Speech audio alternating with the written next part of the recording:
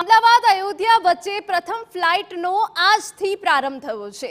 Ahmedabad airport પર cake કાપીને ઉજવણી કરવામાં આવી છે। રામ લક્ષ્મણ જાનકીની જેમ તૈયાર થવા હવાઈ મુસાફરો। વિદેશથી આવેલા મુસાફરોએ જય શ્રી રામના નારા લગાવ્યા। એ દ્રશ્ય પણ અમે તમને બતાવીએ કે જ્યાં મુસાફરોએ રામ સીતા લક્ષ્મણ નો વેશ ધારણ કર્યો હતો અને એ સિવાય હનુમાનજીનો વેશ ધારણ કર્યો હતો અને લોકોમાં એક પ્રકારની ખુશી પણ જોવા મળી હતી।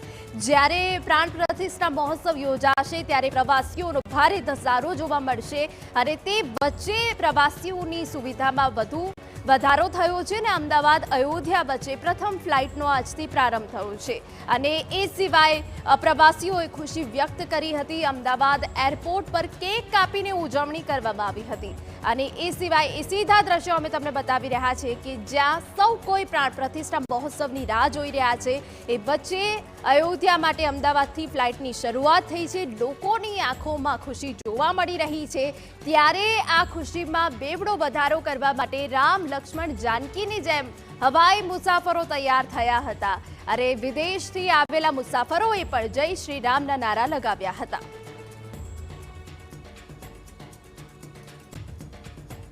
તો આજથી અયોધ્યા અમદાવાદની સીધી ફ્લાઇટ શરૂ થઈ ગઈ છે। ભવ્ય રામ મંદિર છે ત્યારે પ્રથમ ફ્લાઇટની ઉડાન છે। પ્રવાસીઓમાં પણ ભારે ખુશી જોવા મળી રહી છે। અલગ અલગ તસવીર અમે તમને બતાવી રહ્યા છે કે જ્યાં એક તરફ હનુમાનજી રામ અને જાનકી લક્ષ્મણનો વેશ ધારણ કરીને મુસાફરો આવ્યા હતા અને લોકોમાં ઉત્સાહ બેવડાઈ ગયો હતો। અયોધ્યાની પહેલી ફ્લાઇટ શરૂ થઈ છે ને જે મુસાફર અયોધ્યા પહોંચવાવાળા છે અમદાવાદ એરપોર્ટ પર આવી ગયા છે। ફ્લાઇટ થવાથી ઘણો બધો આનંદ છે કેમ કે અયોધ્યા જવા માટે જે રીતના લોકો ઉત્સાહી હતા। બેન, શું કહેશો? અયોધ્યાની પહેલી ફ્લાઇટ શરૂ થઈ છે, ઘણા બધા મુસાફરો પણ જઈ રહ્યા છે, આપ પણ જશો, શું કહેશો? બસ અમને તો ખૂબ આનંદ છે કે આટલા વર્ષો પછી અયોધ્યાનું મંદિર, રામ મંદિર સરસ બની રહ્યું છે। બધા સરસ પ્રસંગો થઈ રહ્યા છે ત્યાં, તો અમે લોકો બહુ જ ખુશ છીએ। આટલા વર્ષો પછી આખું રામ મંદિર સરસ થાય છે અને આટલો બધો પ્રસંગ સરસ થવાનો છે રામ મંદિરનો, તો જય શ્રી રામ।